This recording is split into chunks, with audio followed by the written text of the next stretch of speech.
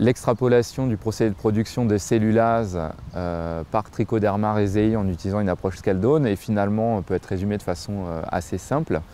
Il s'agit d'une des étapes du procédé de production d'éthanol de seconde génération qui permet de transformer de la biomasse dite lénus-cellulosique en éthanol. Cette transformation nécessite au préalable de transformer la biomasse en sucre simple fermentescible. Cette transformation, elle peut être réalisée par voie enzymatique avec des enzymes, c'est-à-dire des agents biologiques qui sont appelés des cellulases. Donc mon sujet de thèse consistait à se poser la question comment pouvons-nous produire ces cellulases par ce champignon filamenteux à grande échelle pour répondre aux besoins du marché émergent des biocarburants de seconde génération.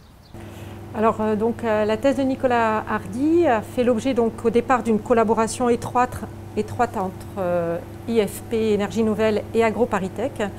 Et l'ADEME a apporté à ce projet de thèse le financement qui était nécessaire pour que le doctorant puisse travailler. Ça nous permettait de compléter notre expertise sur ce domaine-là.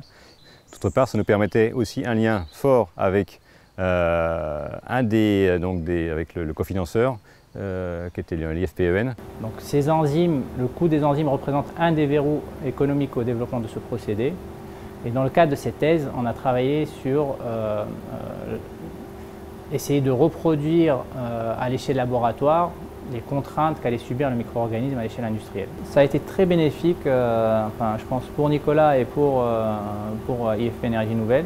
Notamment, Nicolas a développé deux outils qui étaient importants pour le suivi des fermentations, notamment un outil d'analyse d'image, de morphologie, un outil pour la rhéologie, également des outils à l'échelle laboratoire.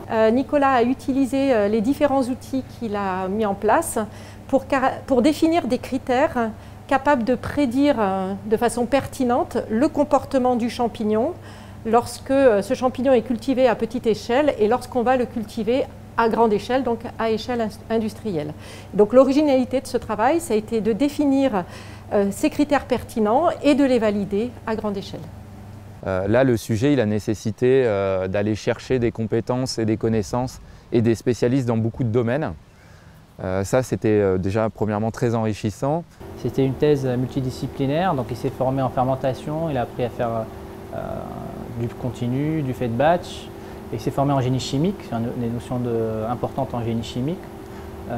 Il a fait de la rhéologie, de l'analyse d'image, de l'automatique.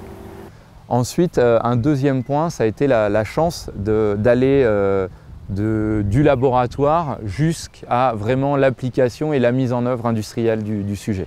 Sur la valorisation, il y a eu 3 publications dans des journaux avec comité de lecture et puis 6 communications à congrès.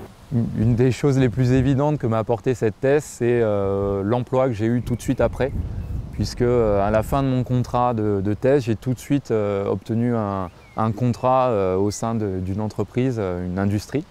Et la teinte industrielle et très appliquée de la thèse, c'est quelque chose qui a été vraiment apprécié par mon employeur actuel, à la fois par le sujet, mais également par les compétences acquises pendant ces travaux.